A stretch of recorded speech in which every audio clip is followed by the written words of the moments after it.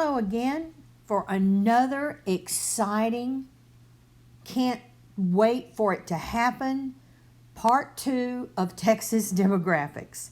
So we're going to expand this a little bit and talk about what the future is going to look like in regards to those things that we talked about earlier regarding what are demographics, what are some of the characteristics that we looked at in part 1.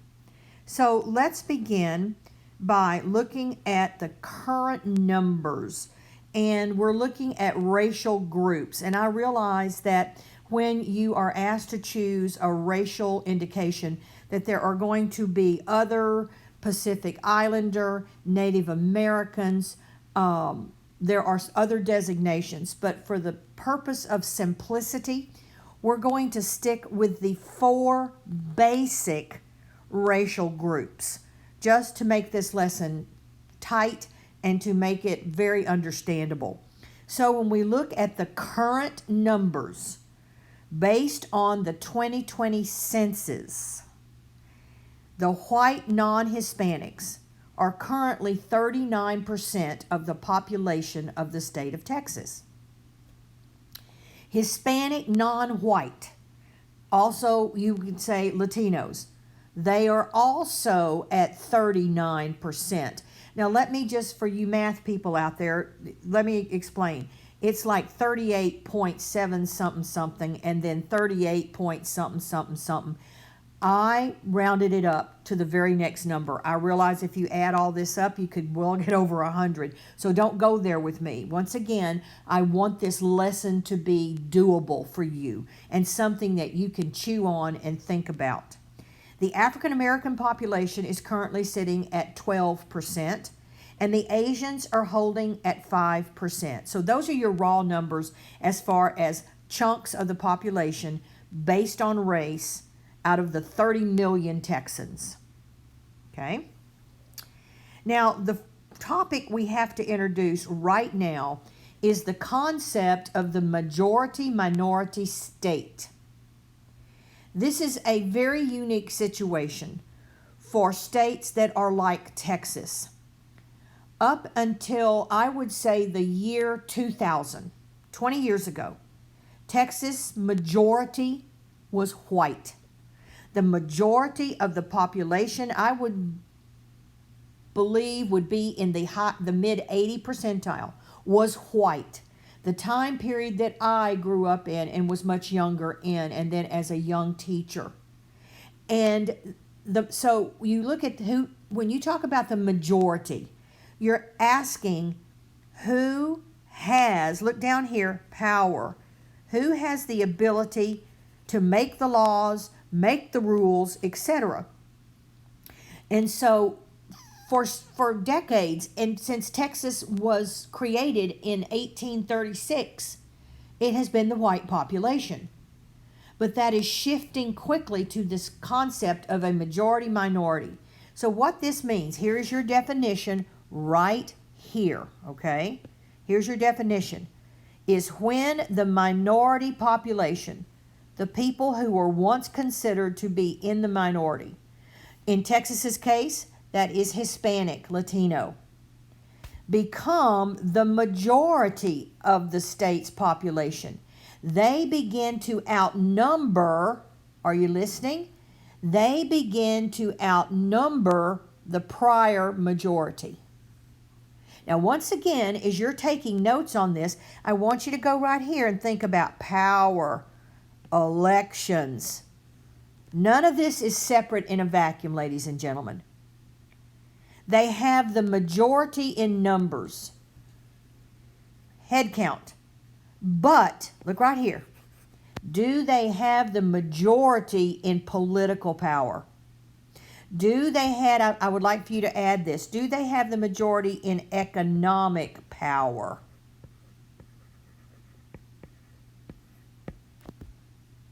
Now, think about that as we move forward, okay? So what does this mean, particularly if we are talking about the majority, the new majority-minority status? What are we talking about? Well, we're talking about the Latinos, Hispanics, okay? what is going to happen, or what many people believe is happening, and many people are happy about it, and then some people are not happy about it. Think about the news. Think about the things you hear on the news about people fighting immigration, people, wanting to stop immigration coming to the United States. Governor Abbott is adamant about stopping the southern migrants coming from south of the border. And right now we're not taking any kind of a stance on it. It's just what this is all about. And so there is a culture. Every state has a culture. Now, yes, culture means food and music and religion and clothing and those kind of things. Right now, we're not talking about that, because there's not one of us listening to this that doesn't like some good old Cajun food, some good old soul food, Tex-Mex, to make you kind of lighten up a little bit. We're really talking about political culture. And once again, what does that mean? Look right here. Look right here. Ta-da! Look right there. See that right there? Are you listening? Okay. So that's what we're talking about here right now. And so as this Latino population, have you forgotten already? Look right here. Look. Okay? Keep that in mind. Keep this in mind. Okay? Texas is going to be forced to get very serious about civil rights, about equality, not only equality with the police and freedom of speech and all of this, they're going to have to get serious about equity, about inclusion. And Texas is on the front lines of this immigration issue. Now, what I would like for you to consider is that different people, everybody, we're all lumped in the same. All white people are this. All Hispanics are this. All Asians are this. No, not all African Americans are the same. Not all white people are the same. And so this immigration issue becomes very multi-levels of who supports open borders, who does not support open borders. And ladies and gentlemen, Texas, we're on the front lines of this. Regardless of how you feel about open borders and welcoming people from political unrest and economic poverty, etc. And so there's an identity that is going to shift from the history of Texas to what we are now. And when you look at this and when you think about this, what we're saying is this is what Texas should be. Or we think this is what Texas should not be. There's no definitive answer here. This is the source of conflict and people marching in the streets and people getting on one another's nerves about disagreements with politics, etc. So what I'm trying to show you that there is depth to these things that a lot of you may or may not have thought of. And if you let yourself go there, you'll understand some of the BS that you're seeing on television and on the news and on talk radio, etc. So let's talk about population growth. So let's start with the big one, and that is the Latino Hispanic population. The Hispanic Latinos growth rate and birth rate. So growth is going to be people moving in. Birth rate is obvious. Ladies and gentlemen, it's 42% per year. That's a big number. Remember, they're 39% of the population right now. And with this kind of growth rate, the Latinos could feasibly, in 2 years, be the majority population. Now, remember what you learned in demographics number 1. Think about the things that I talked to you about in demographics number 1 about education, etc. Now, the other racial groups, because they're not as dominant as the Hispanic, the African Americans hold steady. African American community holds steady year after year after year. Their birth rate is approximately 22%, and they make up 12% of the population. But here's the one, remember I warned you this was coming. Here's the one that I want you to consider. The Asian community is only 7% of the total population.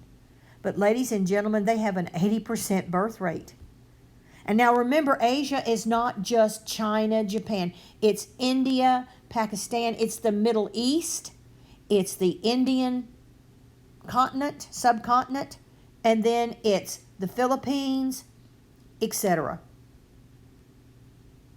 So those are, quote, the minorities. Remember, it ain't going to be the minority too much longer. Pardon my English. It ain't going to be. So now we've got to take a little step back, and we've got to talk about this concept of the Anglos. Now, Anglos is a kind of an old-fashioned word that is still used today, and of course that's the white population. You need to know this in order to kind of put together what is happening in Texas. The whites, the new Anglos, the old Anglos. Okay? So we're going to talk about the new Anglos first. These are the people that are coming to Texas now. It started back in the early 1900s after the major oil discoveries came in Texas. And we will be talking about that when we do economics. Currently, these are the people who are coming from other states. California's huge in the news right now. They're coming for business and economic opportunities. Texas is incredibly business friendly. And these folks are coming mainly right now high tech people, Google, Facebook, which now calls themselves Meta, Tesla. Companies are coming to Houston. And they're coming from other states. I'm going to plant this seed in your brain that have different culture. They have a different way of thinking about politics, equality. Are you writing that down? Inclusion. And they're moving here in high numbers. Not only that, they are coming as a group with a much higher educational level than the overall population. Because remember, we have 84% with only a high school diploma. These people are coming with doctorates, master's degrees. And so they are coming and they are bringing with them a much higher expectation for education for their children and for quality of life. They'll be the ones who come in and say, you've got to have more commuting. What are you doing driving all these cars at 5 o'clock on Loop 610? Are you nuts? They're going to come in and they're going to push for climate. They're coming from states where they are incredibly conservation oriented. And so what they're doing, they're going to bring a non-Texas attitude. Be sure that's in your note. To challenge the old ways of thinking. What were the old ways of thinking? So let's look at the old ways and see what they're replacing or what they're coming in to undo. The old Anglos were the original white settlers who came around 1832. They came with Moses Austin, Stephen F. Austin, and they came in while Texas was Mexico. And then we have the war with Mexico in the 1830s, and Texas had become an independent nation. And so Texas is going to come in. We're going to be annexed by the United States, and then we'll become part of the Confederacy in the Civil War. We're going to come in as a slave state. And so what that tells you then is that because these were white slave owners, not all of them, were coming into Texas, when we have our independent republic, the Lone Star Republic, and when we have when we're annexed by the United States, the control, look at this word right here. Who's going to control? The Anglos are going to control. The Anglos. And so they are going to create the type of government that we have, the constitutions that we have, and the structures that we have. And once again, this will all fall into place for you as we move through this course, okay? And I think this is the most important. They're going to create social control, cultural control, and economic control. This is more than food, and it's more than music. There's a whole atmosphere that a state has, and it's a mindset of the population as a whole. And these folks here, combined with this, remember, majority minority, Texas is in for some significant changes, ladies and gentlemen, and I hope you can see that. Now, of this white non-Hispanics, the birth rate is 33% and dropping. The overall drop in the past 10 years was 12%. So while the Hispanic population does this with their growth rate, the white non-Hispanic is doing this. And remember, who controls the government? And you're going to find out when we do the Texas government itself, the white non-Hispanics are still in control of the government. They still overwhelmingly win elections in Texas. They hold the major appointed offices, presidents of universities, presidents of corporations. But how long is this going to hold on if this is constantly dropping?